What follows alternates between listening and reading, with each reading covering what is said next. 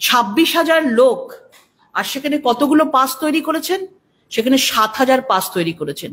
7,000 কিসের ভিত্তিতে পাস তৈরি করেছেন? যোগ্যের ভিত্তিতে পাস তৈরি করেছেন। যোগ্যটা কারা? আমরা দেখছিলাম যে এরকম একটা আমরা যোগ্য বলে বুকের মধ্যে সাঁটিয়ে নিয়ে তৃণমূলের নেতারা ঘুরে বেড়াচ্ছে। আমরা যোগ্য বলে সাঁটিয়ে নিয়ে দেখতে পাচ্ছি আমরা সিটি কলেজের ভাইস প্রিন্সিপাল মহিতোষ গায়েন, তিনি ঘুরে বেড়াচ্ছেন আমরা যোগ্য বলে। তারপর দেখছি আমরা নদিয়ার তৃণমূল নেতা সাধন দে, এই লাল চুল কানে দুল, তিনি ঘুরে বেড়াচ্ছেন। তাদেরকে ক্যামেরা এলো, আপনাদের মতন মিডিয়ারা তাদেরকে ধরলেই তারা বলছেন যে না না না আমরা এখানে নই। তাহলে তারা চেয়ার ভর্তি করতে গেছিল? মানে যারা আসল লোক আছে তাদেরকে ঢুকতে দেওয়া হয়নি, তারা বাইরে ছিল। কারণ তারা যদি গিয়ে মমতা বন্দ্যোপাধ্যায়ের সেই নাটককে, সেই যাত্রাপালাকে বিঘ্ন ঘটায়, তারা যদি নিজেদের সত্যিকারের হাহাকারটা, সেই আওয়াজটাকে যদি তুলে ধরে, তখন টিভি ক্যামেরায় সেগুলো চলে আসতে পারে। সেই জন্য বেছে বেছে সবাইকে ঢোকানো হচ্ছিল। কিছু দেখবেন নানা রকম ইন্টেলেকচুয়াল, আমি অবাক হয়ে যাই সেখানে গিয়ে মমতা বন্দ্যোপাধ্যায়ের বাণী, মমতা বন্দ্যোপাধ্যায়কে নিয়ে কবিতা বলছেন সুবোধবাবু। আমি অবাক হয়ে যাচ্ছি যে তাদের সম্বন্ধে একটা কোনো কথা না বলে তারা কি করে মমতা বন্দ্যোপাধ্যায়কে খুশি করা যায় তার চেষ্টা করে যাচ্ছেন অনর্গল। আর বাইরে চোখের জল ফেলছে তারা। সেই আমরা যোগ্যর এই পাসটা পর্যন্ত 500 টাকায় বিক্রি হচ্ছে। এসএসসির চাকরি বিক্রি করেছে লাখ লাখ টাকায়, চাকরিও চলে গেল। আবার সেই চাকরির জন্য যখন 26,000 লোককে যখন নেতাজি ইন্ডোরে ডাকা হচ্ছে, সেইখানে পর্যন্ত সেই পাসটাও পর্যন্ত 500 টাকায় বিক্রি করছে। মাঝে একটা মৃত মানুষ যদি আজকে শ্মশানে যায়, তাহলে ডোমকেও মনে হয়, ডোমের কাছেও মানে সেখান থেকেও পয়সা মনে হয় তৃণমূল সরকার সেই মৃত ব্যক্তির কাছ থেকেও 500 টাকা 1,000 টাকা নিতে ছাড়বে না। এই অবস্থায় দাঁড়িয়েছে, মানে এইরকম একটা সরকার দাঁড়িয়েছে। মমতা বন্দ্যোপাধ্যায় বলছেন সেখানে যে আমি পাত্তা দিই না। সুপ্রিম কোর্টের কর্তৃত্বের স্পষ্ট উপেক্ষা করে তিনি 2016 সালের বিলুপ্ত প্যানেলকে দায়িত্ব নিয়ে পুনরায় বহাল থাকার জন্য কথা বলছেন। কত বড় বড় কথা বলছেন। আমি জেলে যেতে রাজি আছি, আমি কারুর চাকরি করব না, চাকরি সবাই বহাল থাকবে, সবাই চাকরি করবে, এত হুঙ্কার দিচ্ছেন, বাঘের গর্জন করছেন। ঠিক উল্টো দিকে আমরা দেখতে পাচ্ছি সেখানে প্রেয়ার করছেন, কোর্টে উনি প্রেয়ার করছেন, যে বলছেন হুজুর সেই সময় যখন নেতাজি ইন্ডোরে মমতা বন্দ্যোপাধ্যায় নাটক করছেন, ঠিক ওই সময় এসএসসির যিনি আছেন সেখান থেকে প্রেয়ার করা হচ্ছে সুপ্রিম কোর্টকে, যে হুজুর আপনি আমাদেরকে, আমরা অনুরোধ করছি যে চাকরিটা চলে গেছে এই আগামী এই শিক্ষাবর্ষ অবধি অন্তত একটা বছর আপনারা কন্টিনিউ এটাকে করুন। তাহলে ভেবে দেখুন, পশ্চিমবাংলার যে 26,000 যে বাঙালিরা রয়েছে না, তাদেরকে কি পেয়েছে? তাদেরকে ভাবছে যে অশিক্ষিত, তাদেরকে ভাবছে নির্বোধ, তাদের ভাবছে তাদের কোনো বুদ্ধি নেই। মানে বাঙালি বাঙালি করে চিৎকার করা এই পার্টি 26,000 বাঙালিকে এইভাবে বোকা বানাচ্ছে। তারা ভাবছে এই জিনিস কেউ পড়তে জানে না, এই ইংরেজিটা কেউ পড়তে জানে না। তারা সুপ্রিম কোর্টে যদি গিয়ে আজকে এই প্রেয়ারটা যে করেছে, এই প্রেয়ারের কাগজটা তাদের কাছে আসবে না। আমরা কিসের জন্য আছি? আমরা তাদের জন্য আছি যেটা বলার, যে এই যে হুঙ্কারটা দেখিয়েছে না, সেটা পুরো যাত্রাপালা ছিল, সেটা নাটক ছিল। আজকে নিজেরা চুরি করছে আর বলছে তৃণমূল বলছে বিজেপির কথা বলছে। নিজের ক্যাবিনেট থেকে টাকা নিয়ে তাদেরকে চাকরি দেওয়া হলো, নিজেরা চুরি করলো, আর দোষ দিচ্ছে অপোজিশনকে।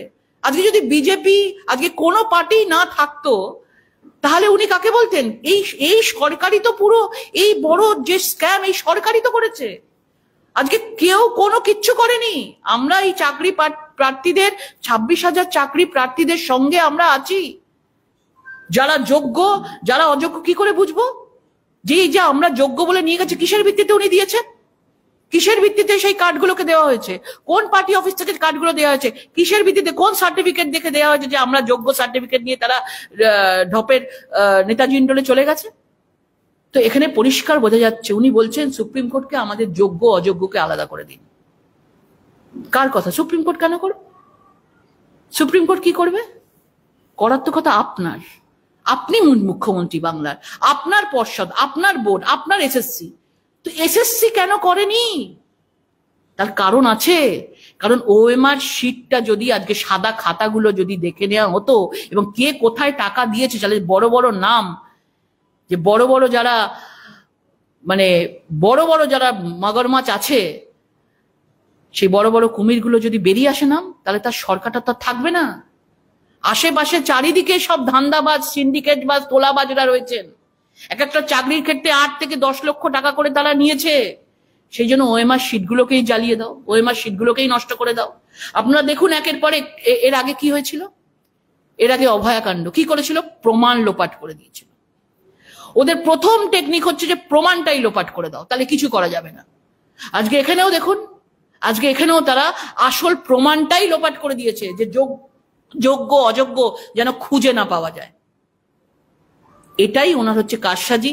উনি যখন প্রমাণ লোপাট করে দিয়েছি, তখন আমি তো আমার মতো করে নাটক করতেই পারি। আর মানুষ তো ভাবছে, বোকা ভাবছে যে আমাদের মুখ্যমন্ত্রী আমাদের জন্য ভাববে। কিচ্ছু হবে না, কেউ কিচ্ছু করতে পারবে না, তাদেরকে কেউ বাঁচাতে পারবে না। আমাদের খারাপ লাগছে, আমাদের যোগ্য অযোগ্য এই 26,000 পরিবারের জন্য খারাপ লাগছে, যে তারা আজকে চাকরির জন্য আজকে কি করে আজকে চাকরি হারারা, যারা নিজেদের ট্যালেন্ট নিয়ে আজকে চাকরি পেয়েছে, আর যারা টাকা দিয়ে পেয়েছে, তাদের টাকাও গেছে, তাদের চাকরিও গেছে। এই কালকে স্টেজের থেকে বলছেন আমি আগে যোগ্যদের দেখবো, তারপর অযোগ্যদের দেখবো। তখন মনে ছিল না? এটা আগে কেন করেননি? এটা এখন কেন করছেন? এটা আগে কেন করেননি? যোগ্যদেরকে আলাদা কেন করেননি? যোগ্যদের দেখবো, তারপর অযোগ্যদের সঙ্গে বসবো। তার মানে অযোগ্যদের সঙ্গে আপনাকে বসতে হবে, আপনি জানেন। অযোগ্যদেরকে ঠান্ডা রাখতে হবে। অযোগ্যরা যদি এখন বাড়ি বাড়ি গিয়ে মন্ত্রীদেরকে, কোন নেতাদেরকে, যাদেরকে টাকা দিয়েছে তাদেরকে ধরে, বিভিন্ন জায়গায় হচ্ছে, কেউ সুইসাইড করছে, কারোর বিয়ে হচ্ছে না, কেউ মানে যার বাবা মা দুজনেই চাকরি করে, বাচ্চা রয়েছে, বাচ্চাকে কি করে মানুষ করবে? আপনারা ভাবুন, বিভিন্ন ধরনের স্কুলে দেখছিলাম, মালদার একটা স্কুলে প্রধান শিক্ষক, তিনি ঘন্টা বাজাচ্ছেন, তিনি স্কুলের সব কাজ করছেন, নিজের কাজ বাদে। সেখানে প্রায় 25 জন মানে 7-8 জন মতন টিচার রয়েছেন, বাকি প্রায় 35-40 জন টিচার নেই, সবাই চাকরি চলে গেছে। তো বাচ্চাদের পড়াবে কি করে? স্কুলটা চলবে কি করে?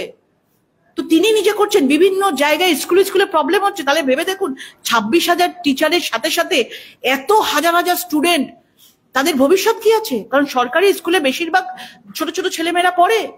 তাহলে ভেবে দেখুন তাদের মা বাবারা আজকে কোথায় যাবে?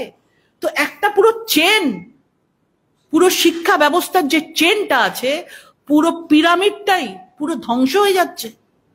আমরা দেখেছি পার্থ চট্টোপাধ্যায় তৎকালীন শিক্ষামন্ত্রী থাকাকালীন যে কোটি কোটি টাকা তার ওখানে পাওয়া গেছে, আমরা দেখেছি। তাহলে পরম্পরায় সেই গল্প তো পুরোপুরি ভাবে একদম মিলে যাচ্ছে।